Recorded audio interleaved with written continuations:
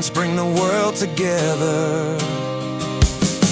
And the replays just go on forever. Hello, everyone. Welcome to another episode of the Storytelling Journey. Sorry we had some technical issues, but we've gotten past those.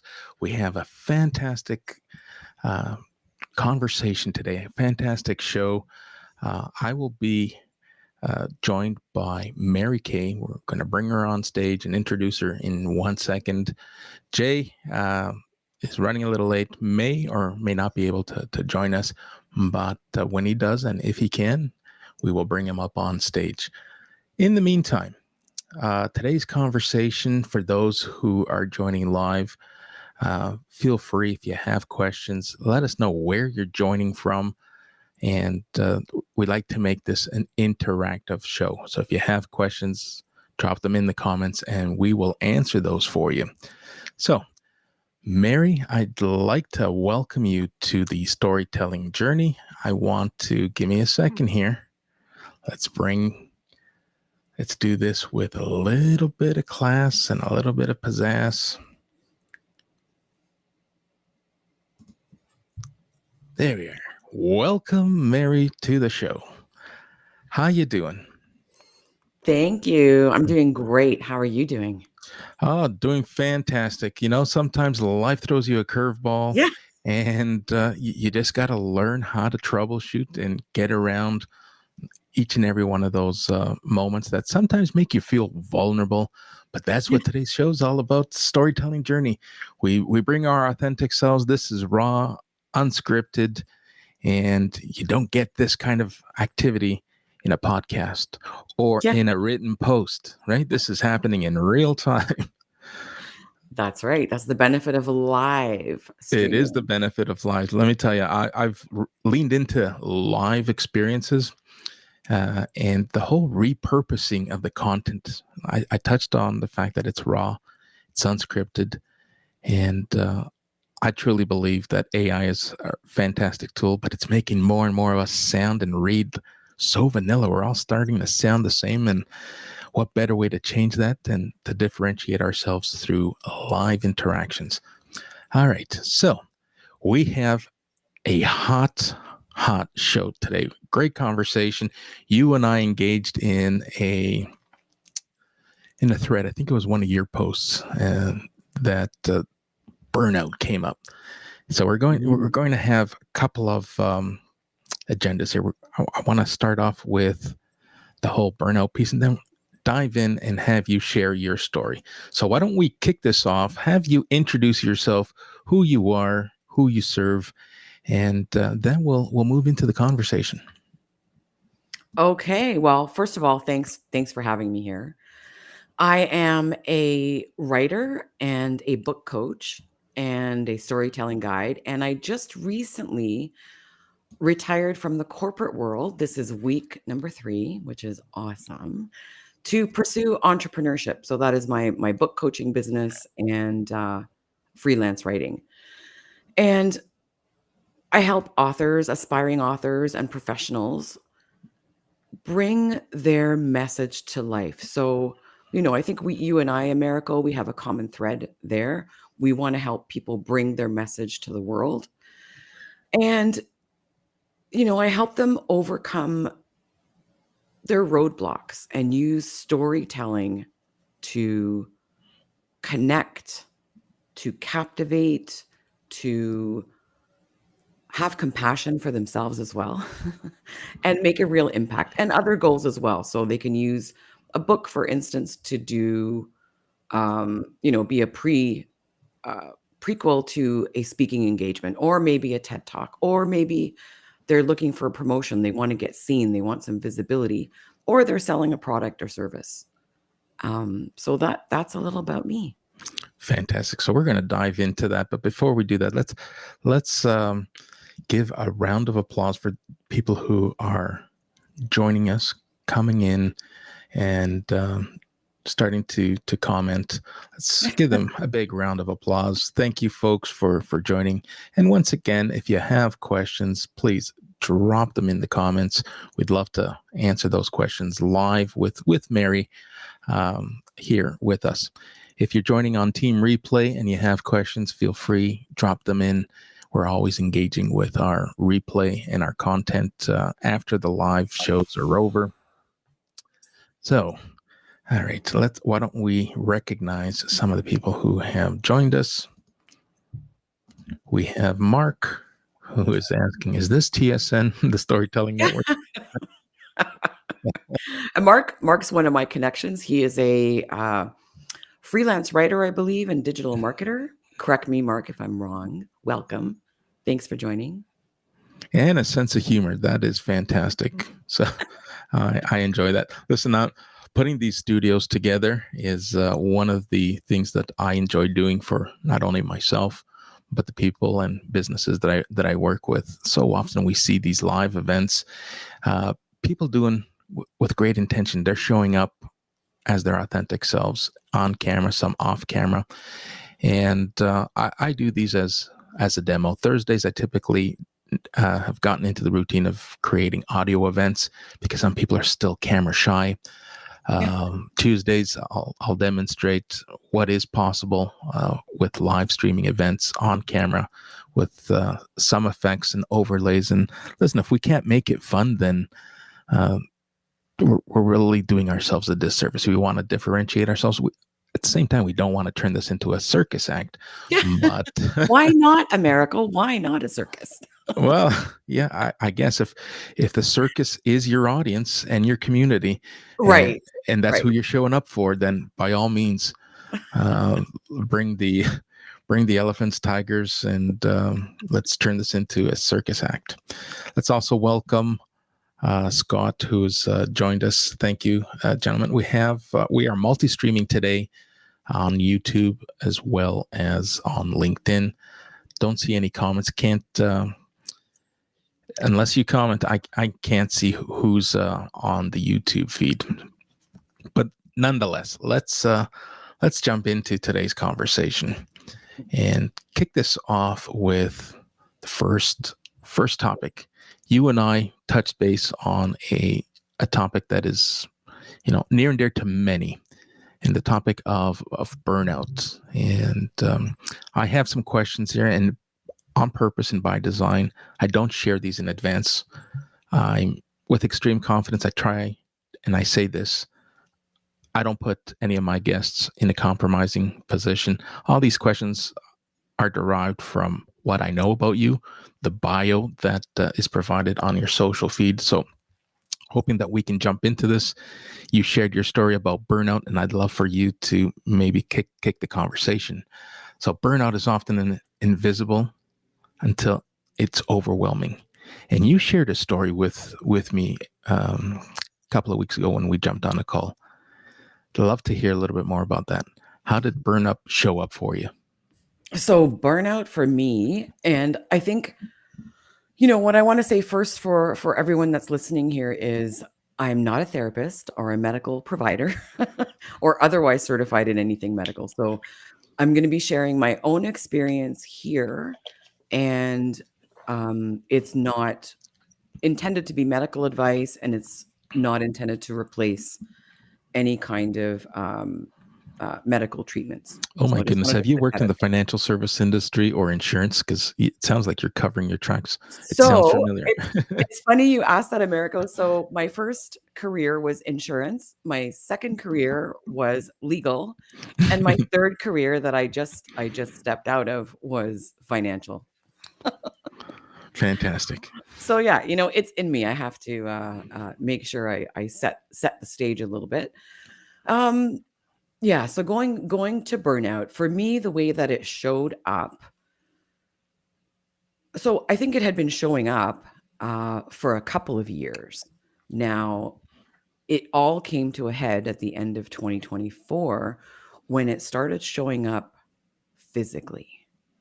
And for me, that meant I was having some, muscular problems. I was having a problem with my right hip. I was utterly exhausted, the type of exhaustion that you wouldn't even think is possible. Like I could barely use a mouse on my laptop. That's how tired I was. And complete brain fog as well. So it's an entire constellation of um, signals and red flags that your body's sending you. And I wasn't listening, Americo. I Oh my wasn't goodness. listening. And so I'm a certified life coach. I also have a degree in psychology, cognitive science. I also wear a giant R of resilience on my chest. And I think, many of us are high achievers or strive to be higher achievers or high performers.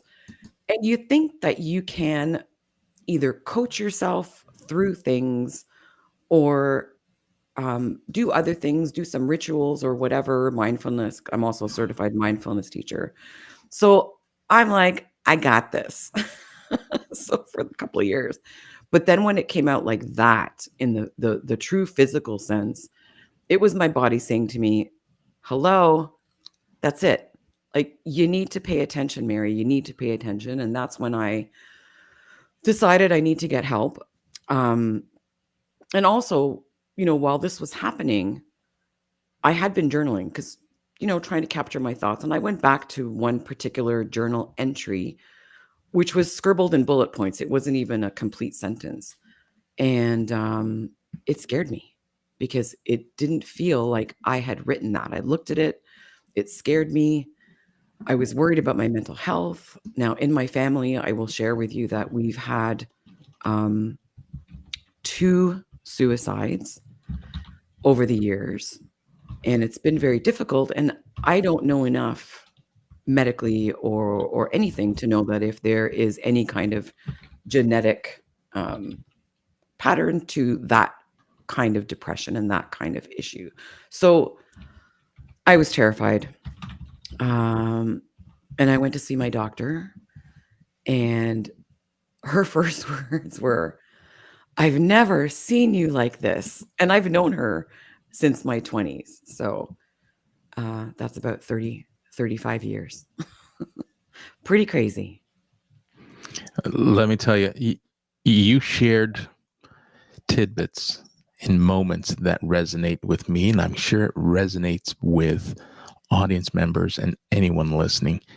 Our bodies, after we have a full collapse, Mhm. we sit back and we reflect, like, oh my goodness, the signs were there. And you just think that, all right, if I can just push through this, you know what, this fatigue, this aching, and everything that you've described, I too went through. And Wow. now this isn't a competition to see who went through what first, but if there's anyone listening and you're hearing what Mary has shared with us and you're questioning, wow, I feel that. Listen, if you don't take action, if you don't ask, that your body will just naturally shut it down. It's like, all right, you're not listening. We're pulling the plug.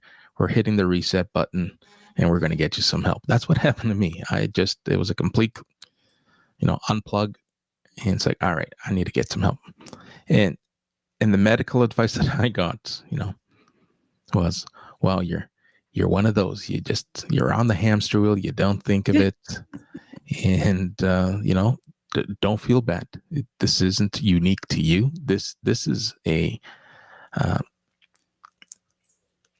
a systemic issue that comes from just corporate society. Everyone wants to climb a run in that ladder, and you get overwhelmed. You're balancing career, you're balancing family, you're balancing, a whole variety of life related issues that your priorities gets diluted, and what you think is important becomes the nemesis that brings you down. Yeah. And Right? it really brings you down, as we've, a lot of us have that lived experience, and it And brings you down. And sorry, go ahead. yeah, it is.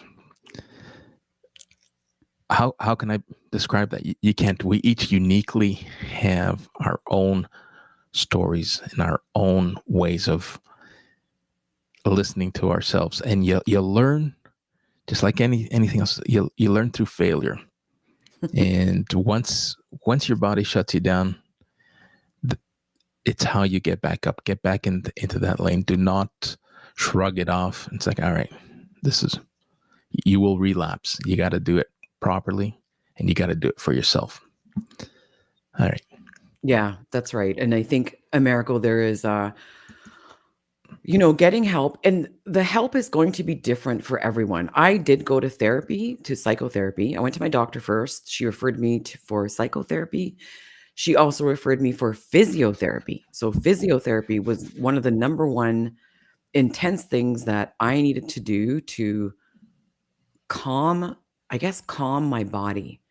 And you mentioned priorities before, and my my body was prioritizing its resources for survival. Now, the one thing that I'd really like our listeners here to hear is that a lot of people associate burnout just with your job, and it's not. So you can burn out doing almost anything, even things that you like. Absolutely. Right? So Caregiving. anecdotally, Mm. Scott put up employed Oh, people problems. And you're absolutely right. He does, he does come back and say, he's kidding about employed people problems. yeah. These are just human problems. These are Yes, problems that exactly. we encounter. Yes, most of it happens, and some of the biggest triggers happen because of how consumed we get with work. Yeah. But it's not exclusively the only reason why it happens. Yeah. That's right. That's right. And I mean, any situation where you're giving away your energy or your time or your attention or all of that in a way that doesn't feed you, doesn't nourish you. And it's really you just ignore, not just, it's really you ignoring your own limits and putting band-aids on as well. So I know that some of the things that I was doing was, okay, I'm going to take a nap at lunchtime. I'm going to log out from my work. I'm going to take a nap at lunchtime, and that will get me through the day. So my only desire was to get through the day, and not realizing that was going to have, a bigger effect on my my identity and the meaning of my life. Because once I hit that full burnout, once I hit the physical part, and then was also dealing with anxiety and depression for the first time ever in my life, that's a scary place to be. And I didn't really know who I was at that time. And on top of that, at the same time, I lost my dog. My dog passed away. And then my aunt, and then my cousin, and then in April, my father. So this is all in 2020 or beginning of 2025. It's in that state, you're already at the bottom. You're at the bottom of this well. And it just feels like life is pouring and pouring more things on top of you. Yeah, it's incredible what life serves you, and Mhm. what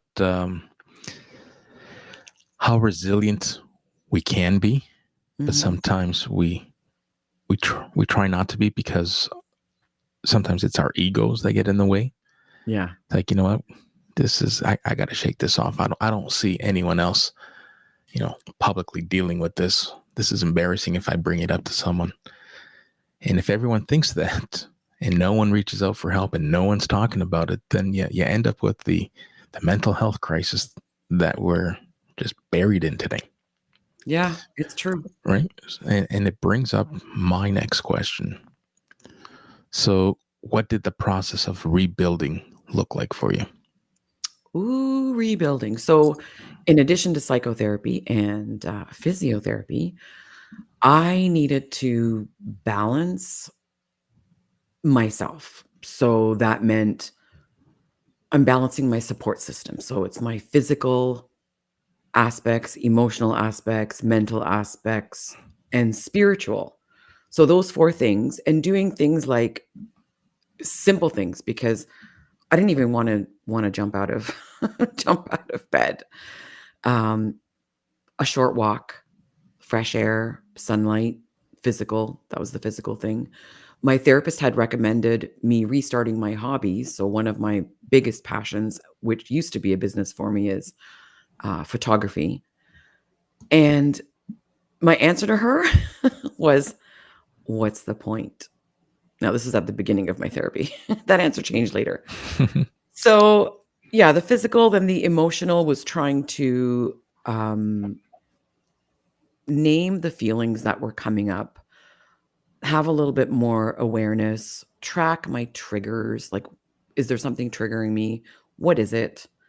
So, a little bit of self awareness there. And then spiritual, meditation and mindfulness. Now, meditation had stopped working for me because as I started to experience depression, meditation actually became dangerous for me because it was taking me freely down very dark places and dark thoughts. I have since resumed meditation practices that has been helping.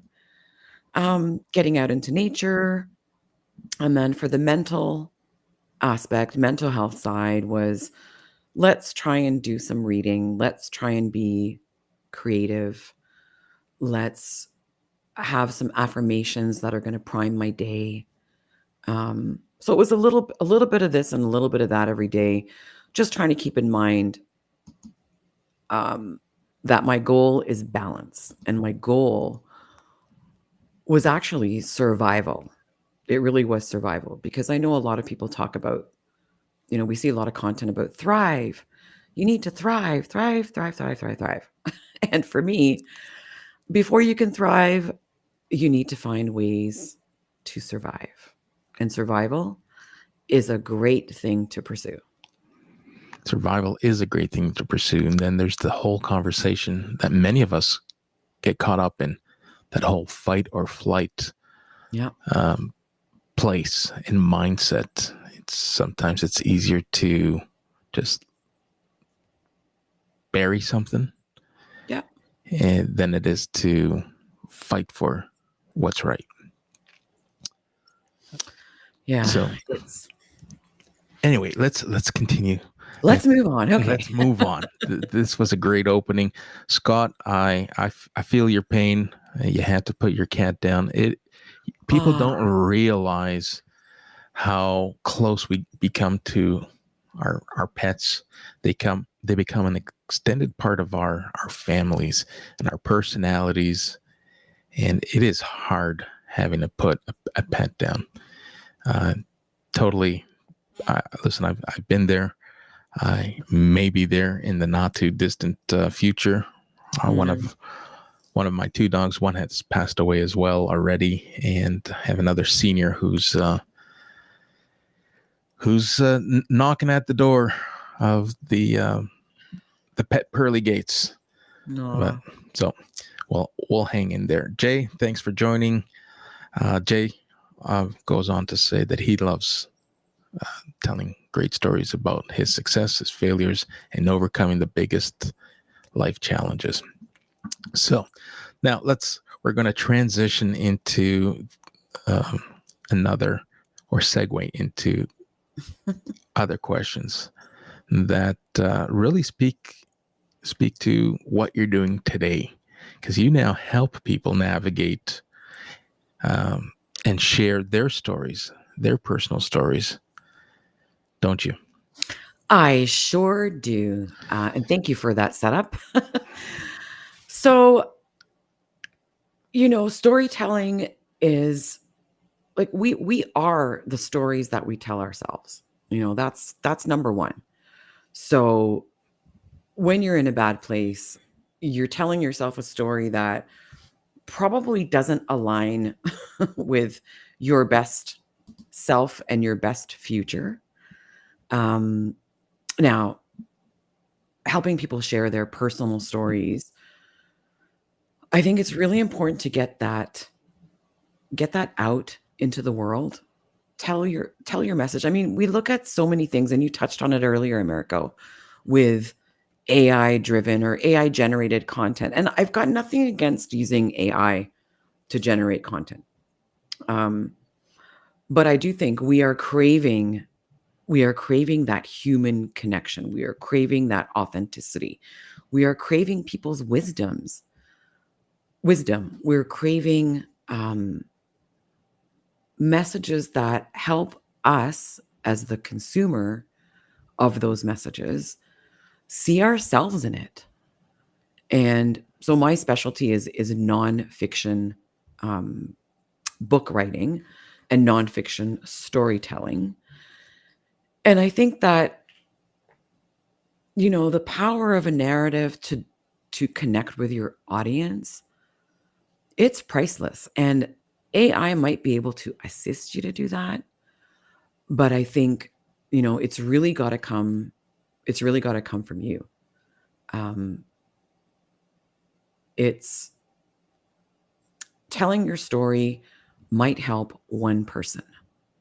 It also might help you achieve the thing that you want to achieve, depending on what the goal of your message is, whether it's in book form or it's online, or Americo, your specialty, live, live studio, live streaming. Stories are important, and we're human. So storytelling across cultures, it's a universal thing. Everybody understands a story. We hear stories as children.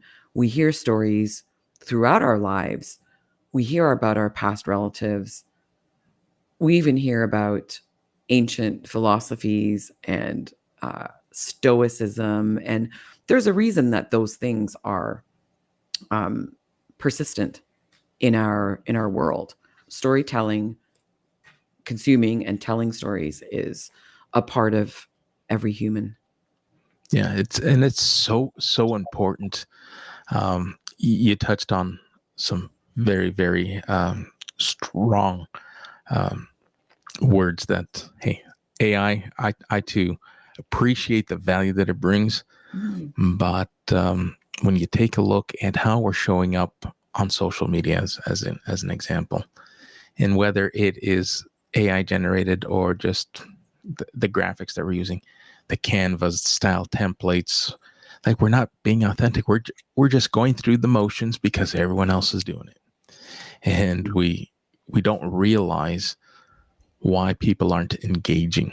So, whether you help writers, authors, and I'll help coaches and solopreneurs be seen, be heard, and be remembered by their audience and by their communities. But you want to be remembered for the right reasons. And, you got to bring your authentic self. And what better way than through storytelling? What better way than through live streaming? Like you and I, what we're doing and what we're offering in terms of support and services complement what we're talking about. And it is so important, which is a great, I love how this happens so systematically without rehearsing. It brings me into the next question. So let's say someone who is interested in writing a book, they've been manifesting this idea. So how do they move from I have an idea to I have a manuscript? So I have an idea. There are a bunch of exercises I can take people through to clarify that idea. Now, the first thing is, and it would be the same for you, Americo, is know your audience. Who is your audience for this idea? Before we go down the road of refining that idea, we have to clarify our audience. Then we have to clarify, okay, what do you want your book to do for that audience? Do you want it to, maybe it'll entertain, maybe it'll be something actionable, maybe it'll be something that will help them transform in some way. So there's a lot of upfront clarification and discovery. So that's where it starts, is discovery. Well, here's a question for you. What happens, and we know this happens all the time. It happens. I can share a few examples of my own where, the thought just jumps into our minds, like, who's going to want to read this? Who cares about my story? And you'd be surprised, wouldn't you? Yeah. So even if it's one person, and I think, the way that I think about writing is, think about writing to that one person. So your target audience is that one person, even though it may be a segment of the population. And I mean, I think that's enough. It's going to resonate with someone, um, especially once you put some of the storytelling techniques and the writing techniques, and I mean, copywriting techniques. So copywriting is one of my other areas of expertise. You want to make your reader feel something, or learn something, or be inspired by something. So it really depends on the goals of the aspiring author, and they might have 5 different ideas. So we can focus on one, and if you want to write 5 books, I'm up for the task. All right. So here's going to pause again for our audience. If you have questions, listen, if you want to join the call, if we're not connected, make sure that you reach out, connect with me, and I will send you the studio link and you can join this call. Otherwise, drop your comments or questions in the comments and we'll continue. All right. So next question, which I know a lot of us are thinking, and a lot of us let perhaps get in the way of moving forward. And it's really around, perfectionism, and how it's like, oh, I'm not ready. It's not quite ready yet. I got to just make some fine tuning. I got to polish it up a little bit. That whole mindset around perfectionism and that fear and anxiety. How do you help shift that with the people that you're working with who are stuck in that mindset? So, overcoming a mindset like that, it's going to take a little bit of time, and it is a fear, and it depends on the person that I'm helping.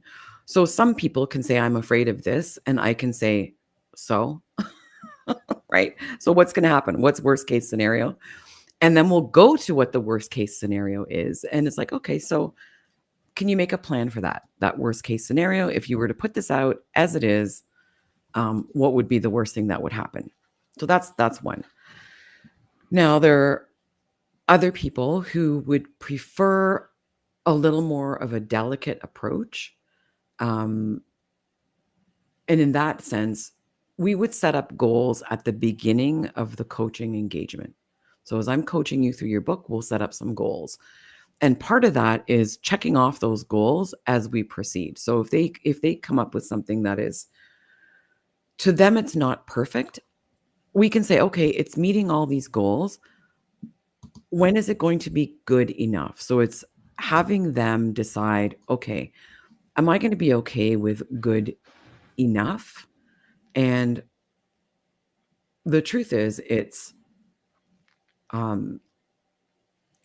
psychological aspect. And the more you can prove to the person that what we've produced together, perhaps, is worthy of the world. Now, you could go on Amazon, do some research, look in the person's genre, whatever they're going to be writing about, the topic. And you can probably pick out some books that are not quite perfect, and they're doing okay, and the person put them out. So I hope I answered your question. And I see Marcia. Good evening, everyone. Good evening, Marcia. Thanks for joining, Marcia. Always a pleasure to have loyal followers who come back to these shows. It means a lot when I see familiar names and faces and engagement in the comments. So here's what I'd like to add and let you kind of muddle through what I'm about to say, because we hear this and get this advice from many people, and that is the best time to start is yesterday. Right? It's not going to be perfect. It's not going to be polished, but you got to start.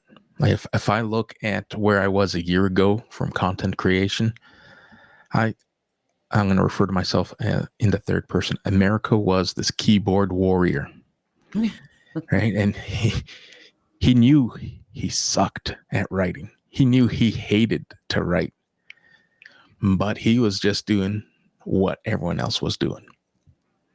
And, some posts got some traction, some not so much. Then I realized, like, there's got to be a different way. There's got to be a better way to do this so that I don't feel and sound and seem like everyone else. Right? So, but I had to start. You got to make that decision, and you can't be afraid to suck at something, knowing that it's part of the journey and you will make it through and you will improve. So what are your thoughts? My thoughts on not waiting. I think you're right. Life really is too short. And I see Meryl in the comments there. Better late than never. Thanks, Meryl, for being here. I agree. It's better late than never, and it's better now than later.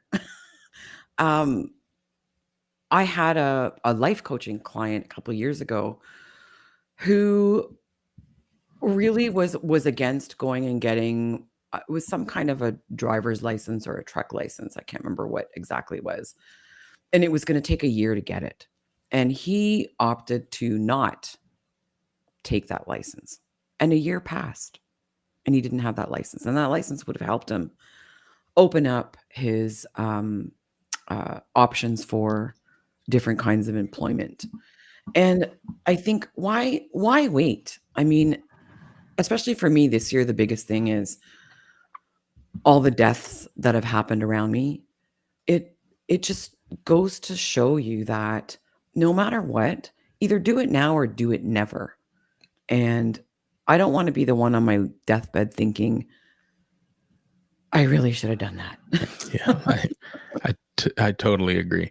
I lost 3 uncles, and in a matter of like a span of 4 months, 2 of my dad's siblings and one of his brother-in-laws.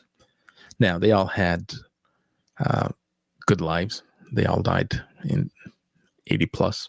Mhm. So, but still, you're never too prepared when that comes your way, and you start thinking things differently.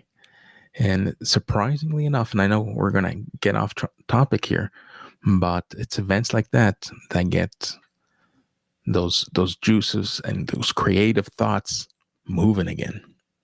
Yeah. And And sometimes it's the different health decisions, lifestyle decisions, and sometimes it's what sparks an idea that you've been talking about manifesting for years. It's moments like that make things happen.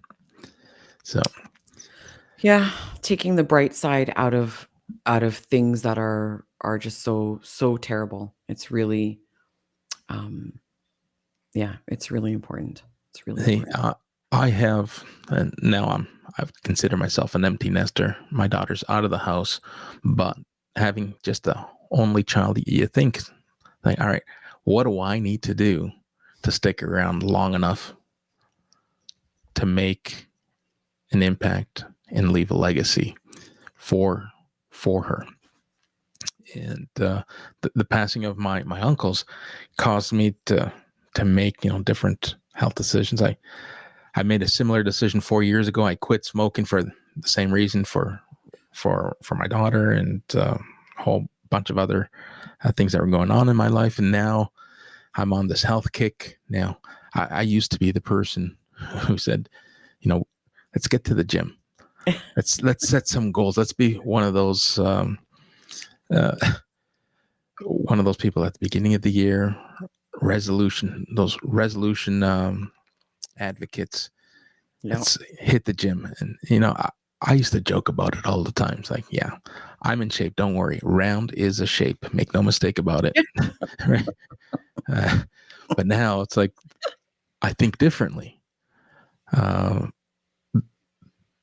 I'm down, I think 25 pounds in the last few months, and you just think differently.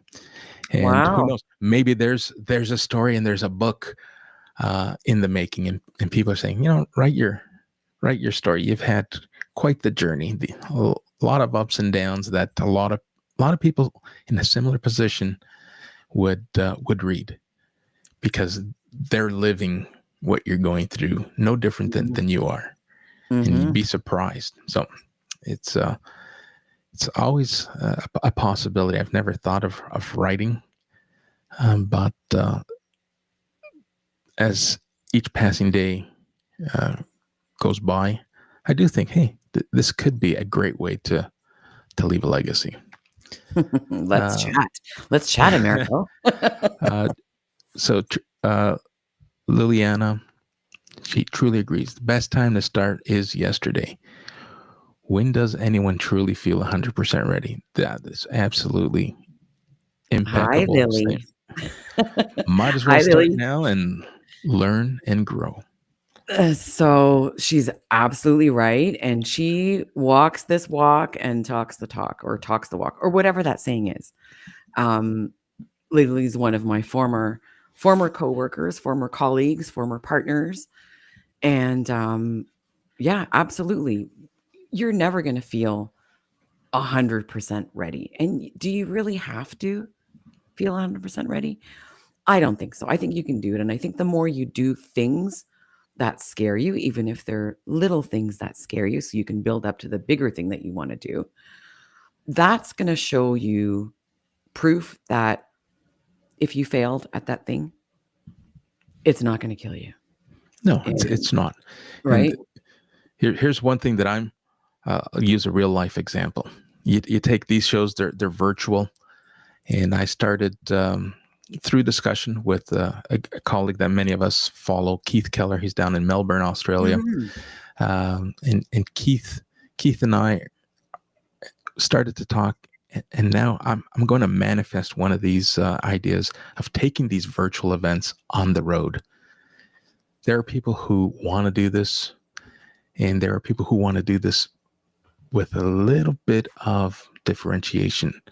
Imagine hosting one of these conversations at a cafe, at your place of business. I come down, I bring the mic and studio equipment, and we sit down, we plug in. We can make it live, we can make it just a recording, and then you can take the assets back. But that's something that I'm going to try. I'm doing this Canadian road trip. The idea originally started on an American road trip. I was going to take a drive to Florida this month, and that didn't happen for reasons that I guess I could share. Homeland Security would not allow me entry into the U.S. Oh boy. And it's I don't want to make it political. It's actually quite comical. The reason for my denial was because I have visited Cuba during the last few years. And I've visited Cuba many a times with different administrations, but this time around they are not letting me in. So I had to pivot.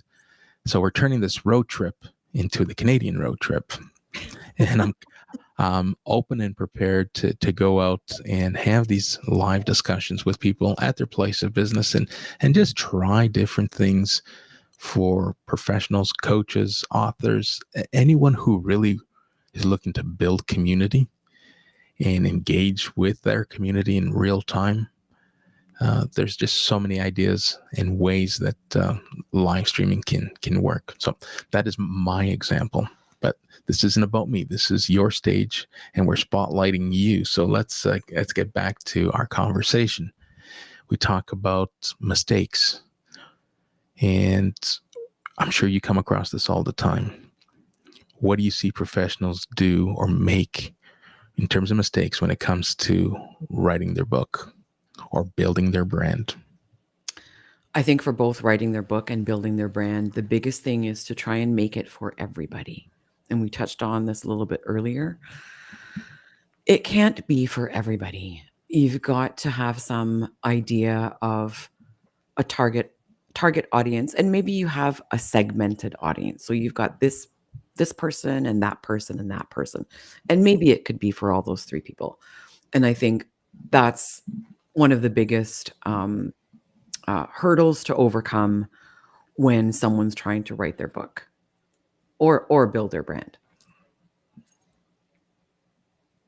So that is so important because even, okay, you put book writing aside, and so often, especially those of us who transition or make that pivot from working in corporate and then trying to build a business and a brand of their own. I did it. We all do it the hard way. We learn the hard way. When I tell you, I thought that I could be all things to all people despite everyone telling me. It's like, all right, cowboy, slow down. You cannot be all things to all people. Yes, you might come with an abundance of cross-functional skills from all your experience and all the, equity that you've built up throughout your career. But if you come full guns a-blazing, trying to be all things to all people, it's not gonna bode well. Yeah. You cheapen your message. You cheapen the value that you're bringing. And some of us just need to learn that the hard way. Right. And I can imagine same thing with book writing. Some people write and hand in a transcript, and then their jaw drops when they find out that 3/4 of it fell on the editing table. Well, I'm doing that with my book right now. Great. Well, let's talk about your book. How's that coming along? So I'm in heavy developmental editing right now. And so that means I've got my first draft done. I've got it sectioned off into 4 different parts. Within those 4 different parts, there's 20 chapters plus another 3 chapters. So it was just a matter of getting it down and getting it into a structure. So right now I'm revising the structure a little bit and then cutting out what really doesn't need to be in there, because my book is for people that are transitioning, rebuilding their identity after burnout, burned out and bummed out. And so I don't want to write a book that's a giant wall of text, right? If someone's going through burnout, they certainly aren't going to read a book that's got walls and walls of text. So I'm trying to structure it in such a way that it's easy to pick up, read a couple of pages, put down, come back to it. So that's where the heavy editing and the words on the floor are happening. Yeah, it reminds me of high school English classes all over again. Yeah. Like you'd write your essays and you feel so good about it, and then it comes back to you and it's just circled in red. Yeah. Like, I thought it was good. But Well, hey, and you would laugh too, Americo, because I do like to print things out, and I do use a red pen, sometimes a pink Sharpie. So there's a lot of that going on, and my shredder is constantly going. All right, so let's dive into what Scott is sharing here with us. I've heard it said that if some people hate what you are writing, you're doing it right. It creates controversy, which leads to discussion, which leads to a wider audience. What are your thoughts? Yeah, I really like that, Scott. I think that, number one, it might inspire other people. It might spark conversations. It'll certainly get some attention. So if attention is a goal and visibility is a goal, I think it's fine. And not everyone's going to like what you write. I mean, we're a very diverse world coming from different backgrounds and different experiences and different ages. Um, there's bound to be people that love it and bound to be people that hate it. And it's, one thing about being polarizing is that you get to talk to the people, create your community, I guess is what I'm trying to say. So if you're polarizing, that's okay because it's the people that love it that might buy your product. And the people that hate it, sure, it could lead to a discussion, lead to a wider audience. Now, without getting into too much of the political climate these days, now I'm in Canada. I expect that some people on this call are in other countries. Now, I think I hate to put this as a disclaimer, but I think we've got to be careful on what we say online and in writing to a certain extent. So use your integrity as that meter and that measure.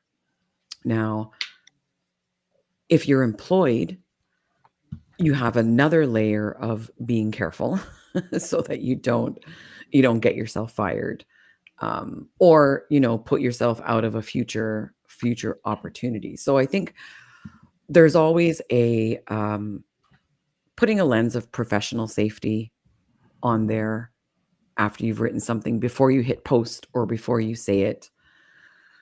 I do think that's important. I do think, and some might not, and that's okay. What do you think about that, Anik?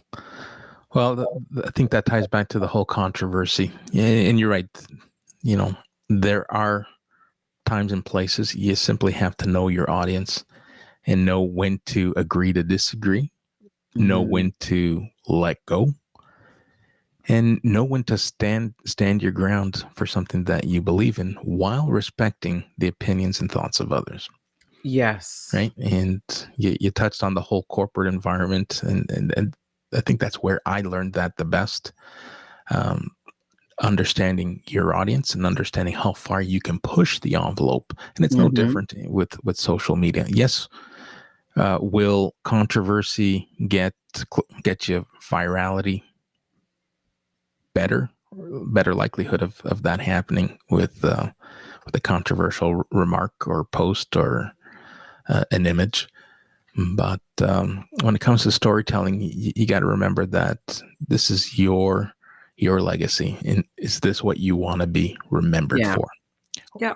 Right. So it's a balancing act, Exactly. and sometimes you need a coach and you need someone like yourself who can suggest, hey, great, this is very powerful writing. However, here's my thoughts on how you should approach this or tackle this. And You may, I'll raise the flags. I'll yeah, just say, you know what, I see a little bit of risk here, and that's my risk management experience coming into play.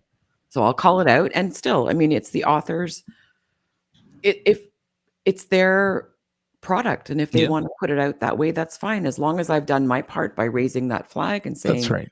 I see a risk. Yeah, you're doing your due diligence in Mhm. raising whatever flags you feel may arise. And at the end of the day, if your client feels strong enough, it's like, no, this is part of my narrative. This is part of the message, and it needs to go out. Yeah. All right, then it shall. Someone listening today, live or on replay, who might be holding back their story, what's the small step that you can give in terms of advice that they can take today? A What would you small share? step. And I'm glad you wrote the question as small step, because small steps do stack up. Yes, they do. So I think, they can try you can try an exercise about, um, what would somebody ask me about? What are turning points in my life? And write those things down. So I guess the small step is writing things down. Now, I can share when I was writing my book, and I started writing it last year. Sometimes it was on a sticky note, and I'm the queen of sticky notes. Sometimes it's in a notebook. Maybe it's in my phone. Maybe it's in another notebook or a blank piece of paper that I found lying around in my office. So I think getting it down on paper and making a commitment to revisit it later, I think is the best way to start. Just get things down. Write them down, and they become real too when you write them down. Let me add, and I'd love to hear your thoughts. In terms of small steps, the one step I would strongly suggest, and I say this with good intentions, do not ask friends and family for advice. Because the ones you love and who love you may not always tell you what you want to hear. I agree with that. My small step is like, get an unfiltered, start with someone who's going to give you candid, transparent, unfiltered support. And I say support instead of advice, because you may not be interested in their advice because you're so honed in and zeroed in, dialed into your project that you're writing. But your loved ones will always sugarcoat no matter how much you ask them. It's like, just give it to me straight. It's like, oh, it's great. Keep up the good work. It's like, oh, that's funny. I do agree with that. And America, it could also go the other way too. They could totally dissuade you from going ahead and pursuing it. Right? You could have that negative Nancy in your family, and no, I'm not throwing shade on anyone named Nancy. Yeah, and that could totally discourage you from fulfilling a dream of yours that you've had. So absolutely, yeah, very, very good point. It does work both ways. They can help or hinder your success. So we're at the top of the hour. This has been a great conversation. I'm really enjoying this. One more here. We got some time. What does finding your voice mean to you now compared to when you first started this journey? Ooh, that's such a great question. Finding my voice now is saying goodbye to my old voice. That's part of it. And grieving that old voice, grieving that high achiever, top performer, all of that sort of thing. So right now it means that this is me now. This is my core values reordered because, there's clarity and integrity and empowerment, and compassion. And I want my voice to reflect how I help people really reconnect with themselves and who they are and move forward with their life with confidence. And finding my voice now means I'm going to belt it out from where I am now to help others. That's what it means to me right now. Awesome. That is a great way to close what was and continues to be a great conversation. Hoping those who have stuck around till the end or are listening to this on replay got the most out of today's conversation. Let's throw up some more confetti. Yay! Yay! Thanks to everyone that showed up to support. Yay! All right. Oh my goodness. Okay, we're getting a little circus acty again. Mary, why don't we close the room up? But before we do that, have you share with those listening, how can people connect and get a hold of you? So LinkedIn would be a perfect way. Just DM me. My DMs are wide open. Or you can go to my website, mkranger.com. And thanks to everybody who came tonight. This is wonderful. Americo, thank you. You're an amazing host.